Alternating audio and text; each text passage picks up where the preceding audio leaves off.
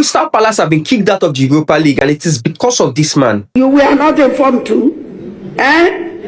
Continue. So, Crystal Palace won the first ever major trophy, the FA Cup, by beating the almighty Man City. And normally, this should mean that they get a guaranteed spot in the Europa League. But UEFA is throwing them out and sending them to the Conference League. Do me a favor, please. Get out of here. Get out of here, man. Shit, I'm saying. Although the Conference League is not that bad. I mean, Chelsea won it and after won the Club World Cup. But at least people should get what they hustled for. So here's the thing. UEFA does not allow clubs with the same owners to play in the same European competition.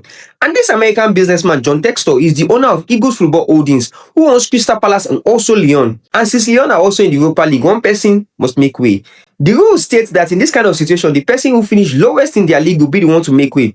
Now, since Lyon finished 6th in the Ligue 1, while Palace finished 12th in the Premier League, this means Palace will be the ones to make way for Lyon. And Nottingham Forest, who finished below Palace, will take their spot instead. In fact, Forest were the first people to report this situation to UEFA. You know what you are? EP, aka Enemy of Progress. It wasn't really a problem before because Lyon were initially relegated due to financial issues, but that decision has been overturned. John Textor has actually stepped down from his role and even is in the process of selling his Palace shares to another American businessman. But he didn't do it before the March 1st deadline that UEFA set to fix the conflict.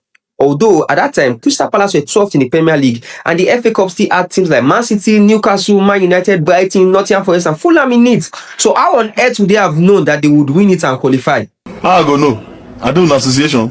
I mean, you don't see me for the meeting before. But in the past, teams like Man United and Nice, both owned by INEOS, Man City and Girona, both owned by City Football Group, and Leipzig and Salzburg, both owned by Red Bull, had been allowed to compete in the same UEFA tournament.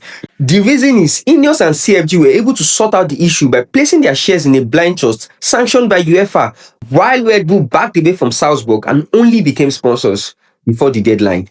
Crystal Palace have appealed the decision and are awaiting the final verdict. But what do you think? Is this unfair or the rule is the rule?